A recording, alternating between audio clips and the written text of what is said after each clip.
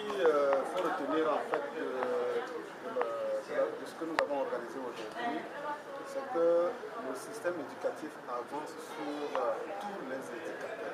Et donc, pour nous, les assises demandées par les politiques ne sont pas synonymes d'une conférence nationale sur l'éducation. Si le système avance, ça veut dire qu'il y a certains problèmes spécifiques sur lesquels il est important de se pencher pour que le système soit un véritable moteur du développement et faire comprendre aussi à tous citoyens que l'affaire de l'éducation, ce n'est pas seulement l'affaire de l'État, mais c'est l'affaire de nous tous. Et si c'est l'affaire de nous tous, eh bien, chacun à son niveau doit pouvoir apporter sa contribution. Et c'est cette modeste contribution que nous avons essayé de consigner dans ce document à transmettre au comité d'organisation de ces assises pour faire voir la position du réseau. Et en somme, nous avons ressorti simplement 4 axes prioritaires. Le premier axe, c'est quoi? C'est que à partir de ces assises, eh l'éducation doit désormais être une réponse aux problèmes d'incivisme et de violence que nous connaissons dans le pays.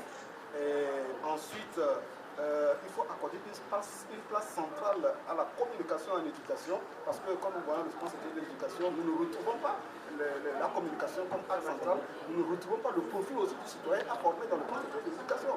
Et le troisième axe qui nous paraît fondamental, c'est de revoir le référentiel de compétences des enseignants du secondaire. Parce que quand nous prenons tout le secondaire général ou technique, eh bien, 98% des enseignants du secondaire ne sont pas passés par des écoles de formation.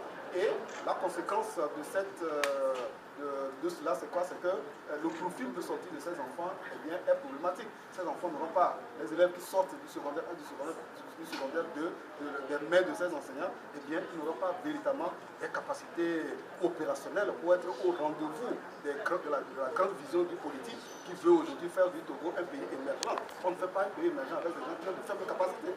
Et donc, il faut redonner vraiment la place à la formation des enseignants, à leur recyclage. Et le tout dernier point que nous avons soulevé, c'est qu'aujourd'hui, il est important de mobiliser des ressources en interne et à l'extérieur aussi pour combler le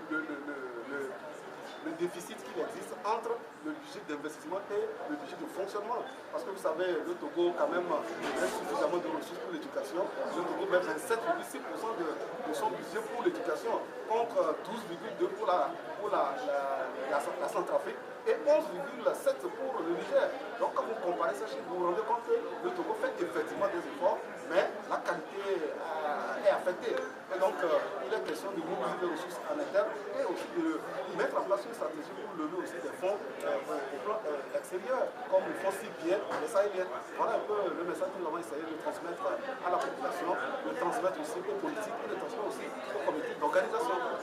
Est-ce que vous pensez que ces assises nationales suffisent à elles seules pour résoudre tout un problème que le système éducatif congolais?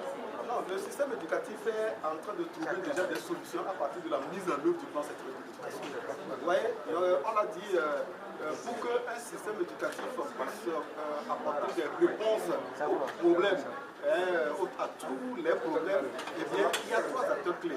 Il y a les communautés qu'il faut impliquer dans la gestion et dans l'élaboration des problèmes et dans la gestion de ces problèmes. Il y a les autorités elles-mêmes et les partenaires financiers. Vous voyez? Donc si les 3 acteurs se mettent ensemble, eh bien, ils peuvent trouver des réponses. À partir du plan sectoriel de l'éducation, c'est de vastes programmes qui sont développés. Par exemple, l'Agence française de développement vient de boucler un programme de 6 milliards qui a couvert une bonne partie, a couvert la région des savanes. Avec ça, on a conçu des inspections équipées en moto, en matériel roulant pour les inspecteurs. On a conçu des modules de salle de classe. On a formé des enseignants volontaires qui n'ont jamais été formés avant d'être dans le système. Et quand je prends par exemple l'UNICEF, c'est beaucoup de ressources aussi que l'UNICEF met pour la cause de l'éducation des enfants. En Togo, je ne saurais citer tous ses partenaires. Donc vous comprenez que les assises, ce n'est pas pour mettre en cause, pour redémarrer le système éducatif. Le système éducatif est à un niveau de développement, eh bien, mais c'est certains problèmes seulement qu'il faut régler, et ce sont ces problèmes que nous... Donc les assises viennent compléter ou bien viennent alimenter ce qui a manqué dans le plan sectoriel pour apporter en réalité des réponses au système éducatif. Est-ce qu'il y a la disponibilité en termes financiers pour ce problème-là? Les disponibilités financières, c'est d'abord les ressources de l'État. l'État met 27,6%. Ça, c'est une première disponibilité.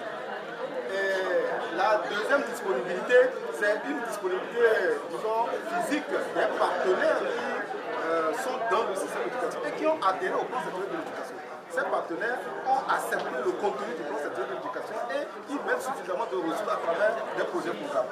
Donc, en dehors de ça, ce sont les contributions aussi des acteurs sociaux comme les parents d'élèves qui mettent suffisamment de ressources pour l'éducation.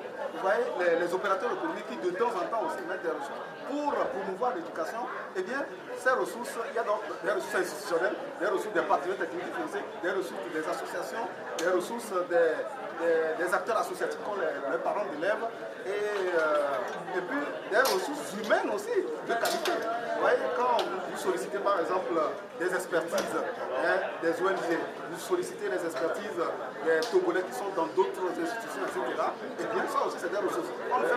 L'argent ne fait pas tout. Il faut et l'argent et les compétences intellectuelles pour pouvoir